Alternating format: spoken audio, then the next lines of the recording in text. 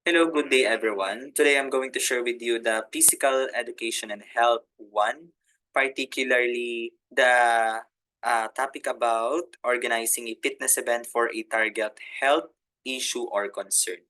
First, what is fitness? Physical fitness is basically your ability to work together efficiently to allow you to be healthy and perform activities of daily living. Physical activity or exercise can improve your health and reduce the risk of developing several diseases.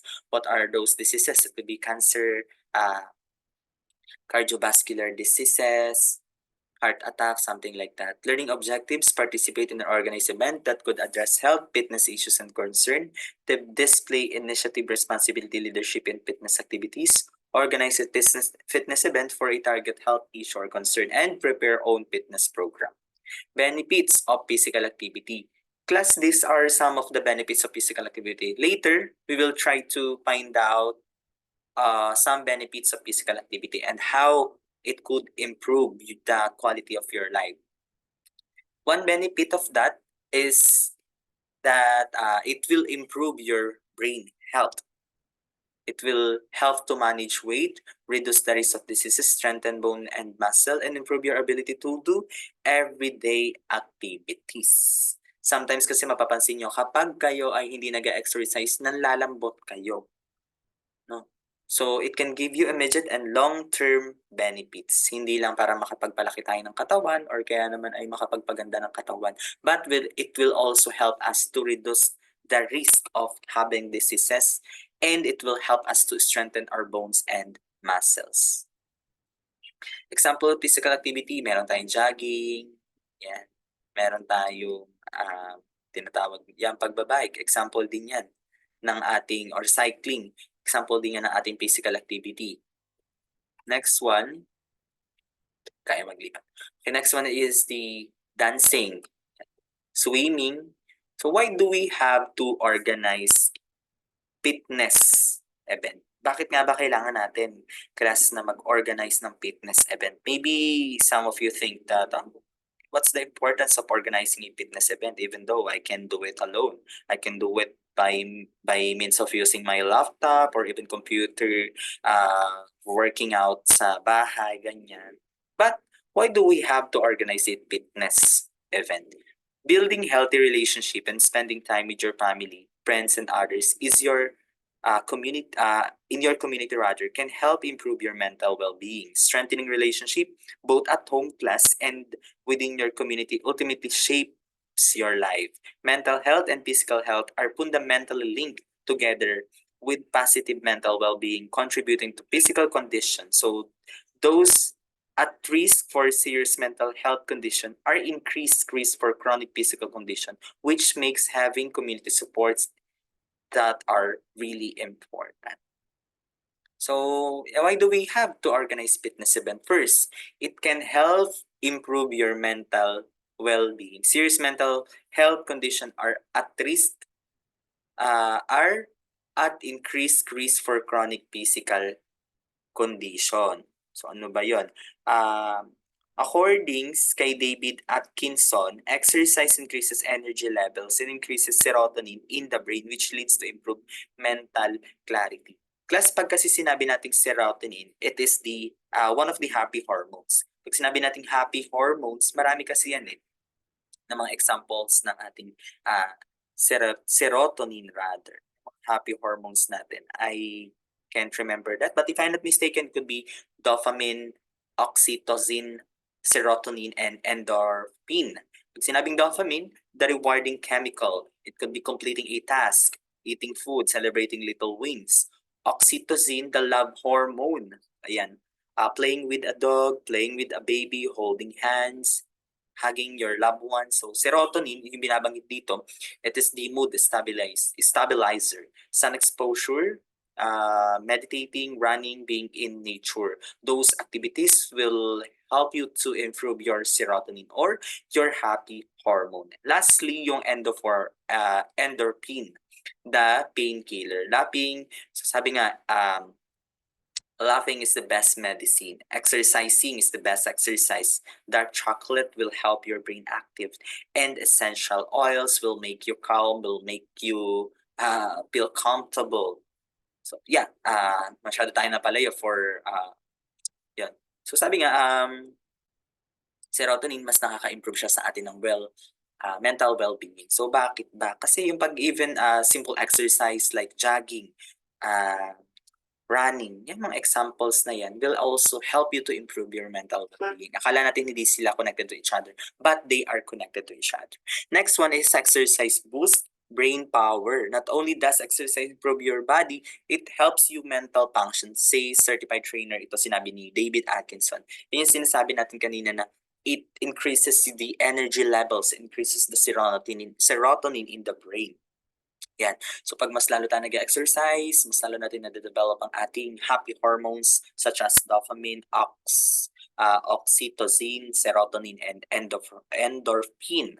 Kakalito yung mga yon. Okay, so number 3, movement melts away stress. As much as it may stress you out just to think about exercising, once you actually start working out, you will experience less stress in every part of your life. Well, that's true. According to Arhete 2024, because of exercise, she thinks that she experiences less stress and she will be able to eradicate the stressors in her life because of exercise daw. Ewan natin kung totoo, pero according to this study, totoo naman siya.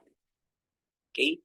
So, next, sabi nga dyan, exercise produces a relaxation response that serves a positive distraction. It also helps elevate your mood and keep depression at bay. So, sabi, it helps elevate. When we say elevate, parang mas pataasin, to improve, to strengthen, mas pataasin ang iyong mood, happy hormone.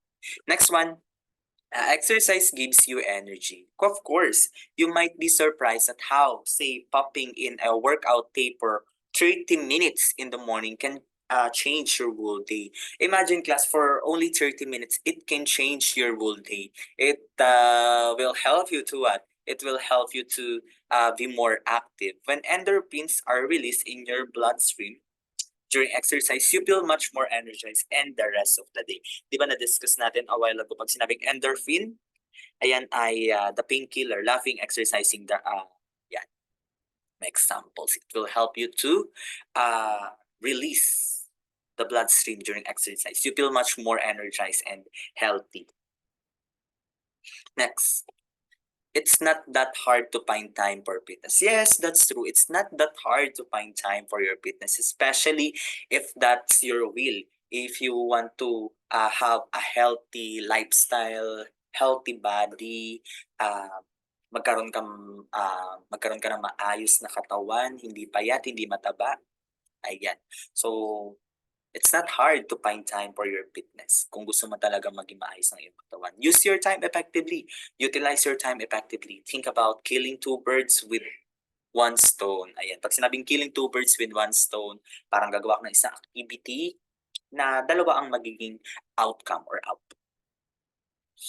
Okay? So, gusto mo magpalaki ng katawan, gusto mo magpaganda ng katawan, well, gaganda rin ang iyong pamumuhay at gaganda rin ang iyong um, body tsaka yung mindset. So fitness can help build relationship. When we say relationship, it could be interpersonal relationship between two or more people. Think about it. Think of what exercise with a partner can do for a relationship. So ayan. So kahit nga tayo ay nag-exercise, masasabi rin natin na parang mas masarap mag-exercise if you have someone na kasama. 'Di ba? Kasi minsan parang nakakahiya mag-exercise. I experienced the same thing. I tried na mag-exercise sa gym and then wala akong kasama. Grabe, sobrang nakakahiya siya. On the other hand, fitness can help build relationships. Because of that, I met someone na makakatulong sa akin. I met some friends na makakatulong sa akin to improve myself pa. Next. Next. Exercise helps ward off diseases with a spouse, a sibling, or a friend. You used to go to lunch with once a week. Yung pag sinabing ganyan, research has shown that exercise can slow or help prevent heart disease, stroke, high blood pressure, high cholesterol, type 2 diabetes, arthritis, osteoporosis, and loss of muscle mass. So, according yan kay Ostorino. It also helps ease some aspect of aging and processes. Yan. Through exercise, it helps ward off diseases. So, mas napapalayo tayo sa mga diseases. Hindi na tayo masyado tinatamaan ng mga sakit dahil tayo ay healthy. Next, fitness pumps up your heart. Of course, not only does exercise help fighting diseases, right? It also creates a stronger heart, the most important muscle in the body. Yan, so sabi kasi dito, it helps make exercise and the activities of daily life feel easier. Pag nag-exercise ka, of course, mas lalo tayong nagiging active and mas nagkakaroon tayo ng stronger heart na pinaka-importante naman na part sa ating katawan. Next, exercise lets you eat more. Muscle burns more calories. That's true. At rest that body fat. So the more muscle you have, the higher your resting metabolic rate will be. So the more muscle you have nga daw, of course, you also burn calories while you are actually exercising.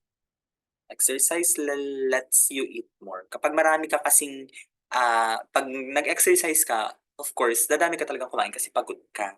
But please, do not eat yung mga junk foods natin, unhealthy food. Because what is exercising without proper utilization, without proper discipline sa pagkain? Dapat kasi may disiplina tayo kapag kumakain tayo. Kung nag-exercise ka, ano bang sinabi ng coach? Ilang eggs ba ang kakainin mo? Okay? Ilang calories ba ang kailangan i-burn at ilang proteins ba ang kailangan mo consume. Next, exercise boosts performance. After a few weeks of consistent exercise, you maybe feel your clots fitting differently and see the muscle tone has improved. That's true. Okay? That's true. It boosts your performance. At nakakaganda rin talaga ng katawan. You will feel changes after a few weeks.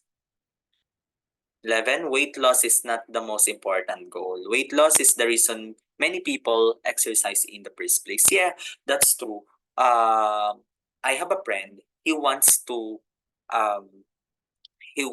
reduce or he wants to paano ba? He wants to reduce his weight kasi parang sobrang taba na rin niya. Pero ang sabi niya, weight loss is the reason daw why he is exercising in the first place. But it's certainly not the sole benefit. Pag sinabing sole, hindi lang siya yung nag-iisang dahilan or benepisyo of exercising program. It doesn't mean na nag-exercise ka is talagang bababa na yung timbang mo. Pero sabi nga, it's just like hitting 2 birds. No? Pag-hit mo ng 2 birds gamit ng isang stone. So, hindi lang siya basta nakakapayat. Hindi naman yun yung ating goal. Pero isa rin sa goal natin is to have a healthy mind, healthy body, and healthy living. How to organize a fitness event? Organizing a fitness event is a good start for challenging and exciting life ahead. It's important for us to engage ourselves in any fitness activities for us to become physically fit. How to organize a fitness event nga ba? It's a good start for a challenging and exciting life. So, ano ba yung mga possible natin? Identify a goal, target, or health issues to address. Organizing fitness level must identify the goal or target. Identify the different exercises we need to perform various issues. Do your research if necessary. Identify a location or venue. What will be the best place?